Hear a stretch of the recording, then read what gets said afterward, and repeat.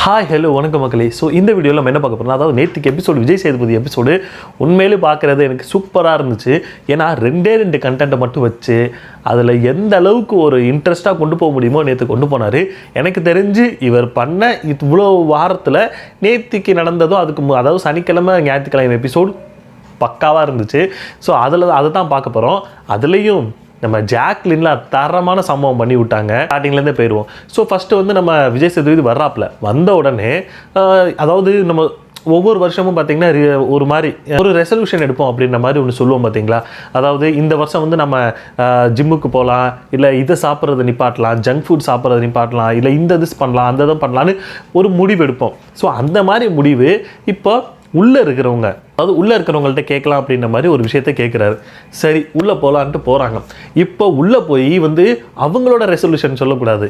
இன்னொருத்தவங்க இந்த விஷயத்த பண்ணாமல் இருந்தாங்கன்னா அவங்க நல்லா இருப்பாங்க, சப்போஸ் இந்த விஷயத்த பண்ணாங்கன்னா நல்லா இருப்பாங்க அப்படின்ற மாதிரி நீங்கள் சொல்லுங்கள் அப்படின்ற மாதிரி ஒரு விஷயத்த சொல்கிறாருங்க. எனக்கு தெரிஞ்சு இந்த டாஸ்க் அவர் சொன்ன விஷயத்தில் கரெக்டாக எனக்கு பேசுனது யாருன்னு பார்த்தீங்க அப்படின்னா எனக்கு தெரிஞ்சு ஜாக்லின் மட்டும்தான் பேசுனாங்க அப்படின்ற மாதிரி எனக்கு தோணுது.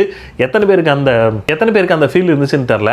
பட் எல்லாருமே பார்த்தீங்க அப்படின்னா இவங்களோட கோவத்தை குறைச்சா கம்மி பண்ணால் நல்லாயிருக்கும், இவங்க இன்னொருத்தவங்க மேலே வைக்கக்கூடிய நம்பிக்கையை வந்து கம்மி பண்ணால் நல்லாயிருக்கும் அப்படின்ற மாதிரி பொதுமான ஒன்று ரெண்டு விஷயங்களை தான் சொன்னாங்களே தவிர்த்து எனக்கு தெரிஞ்சு ஆக்டாக கரெக்டாக இதை வந்து யாருமே சொன்ன மாதிரி தெரில ஜாக்லின் தவிர்த்து. ஜாக்லின் வந்து என்ன பண்ணாங்க அப்படின்னா ஓகே மற்றவங்கெல்லாம் நீங்கள் இது பண்ணால் கரெக்டாக இருக்குன்ற ஒரு விஷயத்த சொன்னாங்க. ஆனால் ஜாக்லின் மட்டும் இவர் இன்னொருத்தவங்களுக்கு என்ன விஷயம் பண்ணுறாங்களோ அதை தெளிவாக சொன்னாங்கன்ற மாதிரி தான் எனக்கு இருந்துச்சு. அது என்ன விஷயம் அப்படின்னா ஜாக்லினை எழுப்பி கேட்கும்போது ஜாக்லின் விஷாலை சொல்கிறாங்க. விஷாலை என்ன சொல்கிறாங்க அப்படின்னா அதாவது இவன் ஒன்று பண்ணுறான், என்ன பண்ணுறான் அப்படின்னா ஒருத்தவங்களை முன்னாடி வச்சுட்டு இவன் பின்னாடி கேம் விளாண்டுக்கிட்டு இருக்கு. இவனோட கேமை வந்து விளையாடுறது இல்லைன்றது வந்து நார்மல். ஆனால் இவன் வந்து இன்னொருத்தவங்களோட கேமை விளையாட விட்டுட்டு அவன் பின்னாடி இவன் ஒளிஞ்சுக்கிட்டு இவன் வந்து பகடக்கடையை யூஸ் பண்ணிக்கிட்டு இருக்கான். தர்ஷிகா, அடுத்து அன்ஷிதா. ஸோ இவங்க ரெண்டு பேரையுமே, அதாவது பேர் சொல்லலை, ஆனால் பகடக்காயாக யூஸ் பண்ணி இவன் பின்னாடி ஒளிஞ்சுக்கிட்டு இருக்கான். இவங்களால அவங்க வெளியே போனவங்க தான் அதிகம். எனக்கு அது கேட்கும்போது எனக்கு செம்ம சிரிப்பு. ஏன்னா ஜாக்லின் ஒரு விஷயத்தை வந்து கரெக்டாக பார்த்துக்கிட்டு இருக்காங்க. ஏன்னா அதுவும் குறிப்பாக விஷால் பண்ணக்கூடிய விஷயங்கள் வந்து அவங்க எந்த இடத்துலையுமே மறுக்கிறதும் இல்லை மறைக்கிறதும் இல்லை. அது பார்க்கும்போது பச்சையாக நமக்கு தெரியுது. ஏன்னா விஷால் பண்ணுற அந்த எல்லா விஷயங்களுமே இன்னொருத்தவங்களை வந்து என்ன சொல்கிறது நமக்கே தெரியுது. இவன் வந்து இவனோட கேம் பிளே வந்து இப்படி தான் போயிட்டுருக்கு போல், இவன் வந்து இப்படி தான் விளையாடுவான். இன்னொருத்தவங்களை வந்து இப்போ வந்து தன்னோட வலையில் விழ வச்சு அவங்களோட கேமை விளையாட விடாமல் அது மூலயமா இவன் கொஞ்சம் வெளியே தெரிஞ்சு இதனால அவங்க வெளியே போய் இந்த மாதிரி நிறைய விஷயங்கள்லாம் பண்ணிக்கிட்டு இருக்கான். அது பண்ணாமல் இருந்தால் நல்லா இருக்குன்ற மாதிரி ஜாக்லின் சொன்னாங்க. எனக்கு செம்ம என்ன சொல்கிறது, அதாவது இவன் பண்ண, அதாவது இன்னைக்கு நடந்த அந்த எவிக்ஷன்லேயுமே இவன் பண்ண விஷயத்தோட ஒரு நீட்சி தான், அதோட கண்டினியூட்டி தான். ஏன்னா ஃபஸ்ட்டு தர்ஷிகா, இப்போ வந்து அன்ஷிதா அப்படின்ற மாதிரி தான் இருக்குது.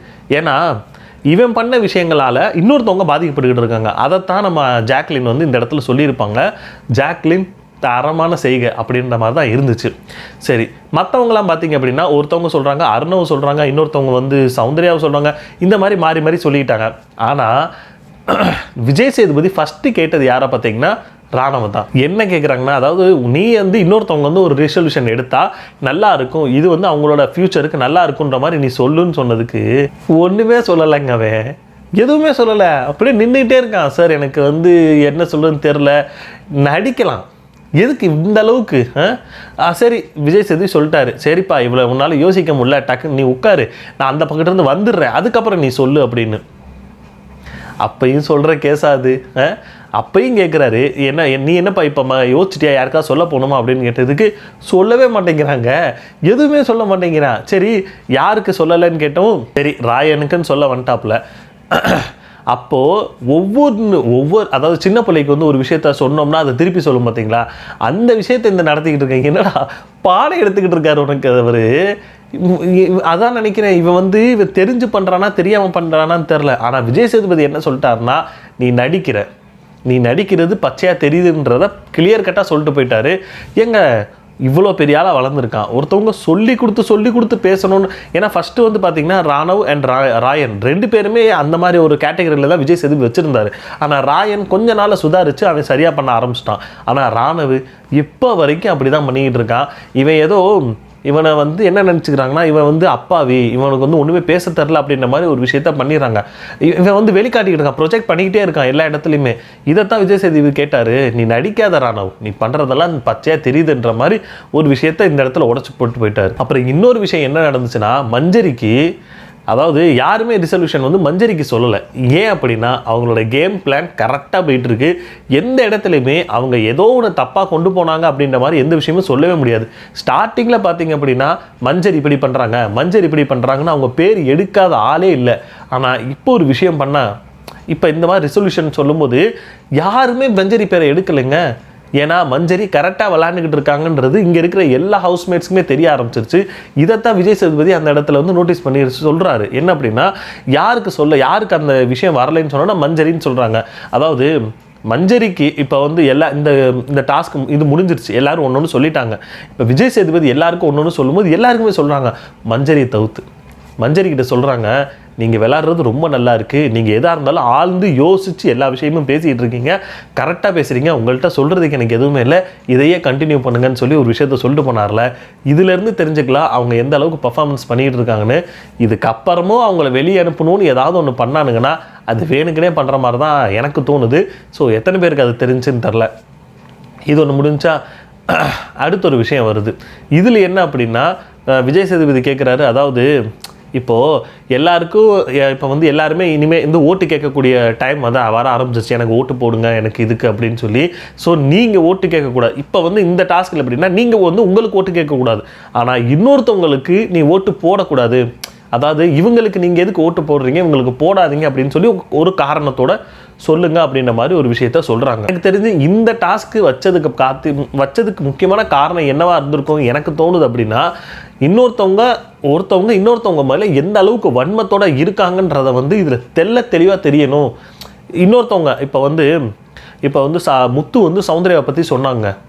சௌந்தர்யாவை பற்றி சொன்னோன்னே சோசியல் மீடியாவில் அந்த கதறிக்கிட்டு இருக்காங்க. Soundarya army, Soundarya PR team எல்லாம் முத்துக்குமாரை அந்த கிழிச்சுக்கிட்டு இருக்கானுங்க. உனக்கு என்ன தெரியும், நீ ஏன்டா இப்பெல்லாம் பேசுகிற, அது இதுன்னு சொல்லி அந்த அளவுக்கு பேசிக்கிட்டு இருக்கானுங்க.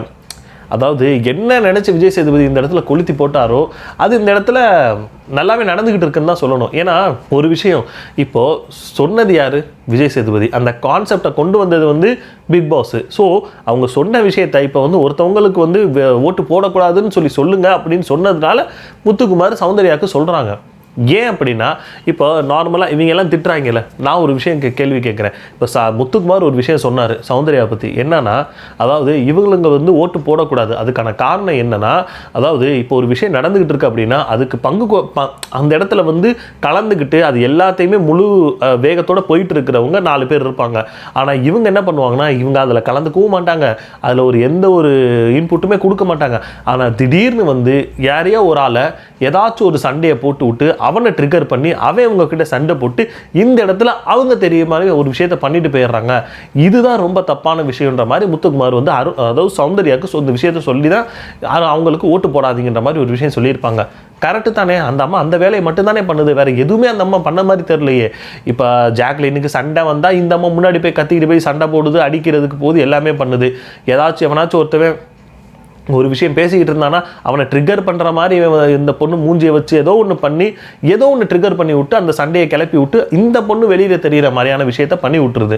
இதைத்தான் நம்ம ராணவுக்குமே நிறைய இடத்துல சொல்லுவான். ராணவ் வந்து அவன் வந்து வெளியே தெரியணுன்றதுக்காக ஏதாவது ஒன்று வந்து லூசு மாதிரி பண்ணிட்டு போயிடுவான். ஸோ இந்த சௌந்தர்யாவுக்கும் ராணவுக்கும் எந்த ஒரு டிஃப்ரெண்ட்டுமே இல்லைன்றது தான் என்னுடைய கருத்து. அது எத்தனை பேருக்கு இருந்துச்சுன்னு சொன்னால் கமெண்ட் செக்ஷனில் கமெண்ட் பண்ணுங்கள். ஏன்னா எனக்கு தெரிஞ்சு சௌந்தர்யாவுக்கு முத்துக்குமார் சொன்னது கரெக்ட் தான். அதுக்கப்புறம் பார்த்திங்கன்னா நிறைய பேர் ராணுவ சொல்கிறாங்க, சௌந்தர்யாவை சொல்கிறாங்க, ரயனை சொல்கிறாங்க, இந்த மாதிரி நிறைய பேர் மாற்றி சொல்லிகிட்டு இருந்தாங்க.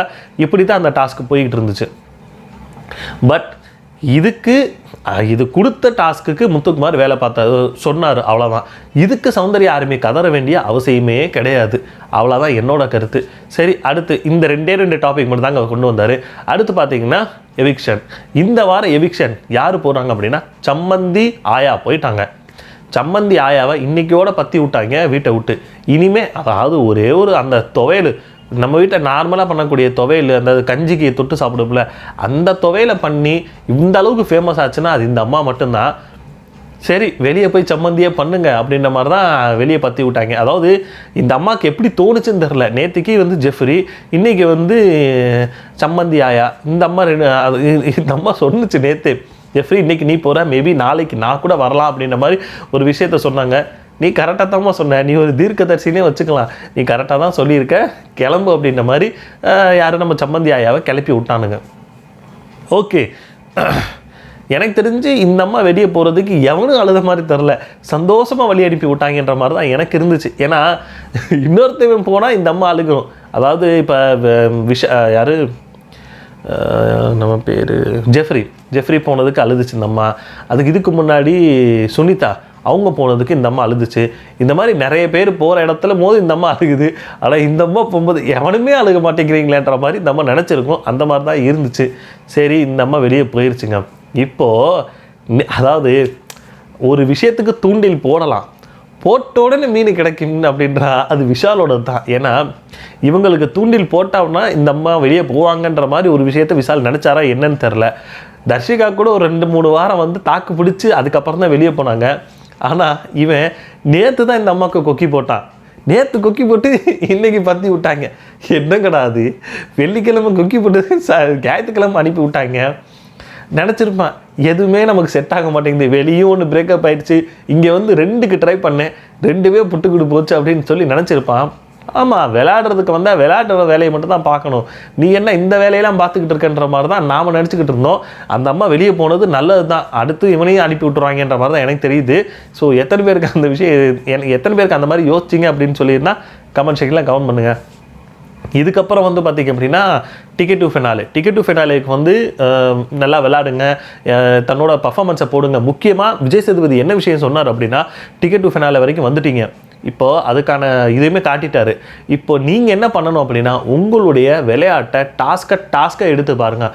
ஒருத்தவங்களுக்கு விட்டு கொடுக்குறதா இருக்கட்டும், இல்லை என்ன சொல்கிறது, அவங்களுக்கு பாவம் பட்டு பரவாயில்ல அப்படின்ற மாதிரி எந்த விஷயமும் நீங்கள் இருக்கக்கூடாது. சண்டைனா சண்டை, வெட்டுனா வெட்டு, அடினா அடி, குத்துனா குத்து, இவ்வளோ தான் அப்படின்ற மாதிரி போங்க. எந்த இடத்துல விட்டு கொடுக்குற வேலையை மட்டும் பார்க்கவே பார்க்காதீங்க. அது ஆல்ரெடி பிக் பாஸ் கோவம் வந்து தான் இந்த வாட்டி உள்ள கேப்டன்சியை வந்து முடிச்சு விட்டாப்புல. அதே தான் விஜய் சேதுபதியுமே சொன்னார், இன்னொருத்தவங்களுக்காக நான் விளாட்றேன், இன்னொருத்தவங்களுக்காக விட்டு கொடுக்குறேன்ற வேலையெல்லாம் இருக்கக்கூடாது, உங்களுக்காக விளையாடுங்க. டிக்கெட் டு ஃபினாலே வந்துருச்சு, இதை யார் ஜெயிக்கிறேன் அப்படின்றத பார்க்குறேன் அப்படின்னு சொல்லிட்டு மனுஷன் கிளம்பி போயிட்டாப்புல. எனக்கு தெரிஞ்சு அவ்வளோதான். அதுக்கப்புறம் பார்த்திங்க அப்படின்னா அவன் உட்காந்து புலம்பிக்கிட்டு இருக்கானுங்க, அவ்வளோதான். சௌந்தர்யா ஒரு பக்கம் புலம்புறாங்க, ராயன் ஒரு பக்கம் புலம்புறாங்க, இந்த மாதிரி விஷால் ஒரு பக்கம் புலம்பிக்கிட்டு இருக்காரு. ஏன்னா இன்றைக்கான டாஸ்க் அந்த மாதிரி எல்லாருமே இப்போ ரிசொல்யூஷன் சொல்லும்போது இன்னொருத்தவங்களை வந்து என்ன சொல்கிறது, ஒரு பழிச்சு தான் சொல்கிற மாதிரி இருக்கும். ஓட்டு போடாதீங்கன்னு சொன்னாலும் அந்த ஒரு விஷயம் அதை கடந்து நம்ம போகவே முடியாது, அதை எடுத்து தான் நம்ம போகிற மாதிரி இருக்கும். ஸோ அதனால அந்த விஷயம் பேசுனது எல்லாருக்கும் உறுத்த தான் செய்யும். ஏன்னா இன்னும் வர வாரங்கள்லாம் இன்னும் இதை விட கடுமையாக தான் இருக்கும். டிக்கெட் டு ஃபினாலே வந்துருச்சு, அதுக்கப்புறம் மணி பாக்ஸ் வைப்பாங்க, இந்த மாதிரி நிறைய விஷயங்கள்லாம் இருக்குது. அதனால இவங்களுக்கு இந்த மாதிரி நடந்து தான் ஆகும், அதை இவங்க ஏற்றுக்கிட்டு தான் ஆகணும். ஸோ யார் டிக்கெட் டு ஃபினாலே வின் பண்ணுவாங்க அப்படின்னு நீங்கள் நினச்சிங்க அப்படின்னா கமெண்ட் செக்ஷனில் கமெண்ட் பண்ணுங்கள். யார் டைரக்ட் ஃபைனல் போகிறாங்கன்றதை நான் பார்த்து தெரிஞ்சுக்கிறேன். ஸோ இந்த வீடியோ உங்களுக்கு பிடிச்சிருந்தா லைக், ஷேர், கமெண்ட் பண்ணுங்கள். ரொம்ப பிடிச்சிருந்தா சப்ஸ்கிரைப் பண்ணி வச்சுங்க. அடுத்த வீடியோவில் பார்ப்போம். Ta-ta, bye bye.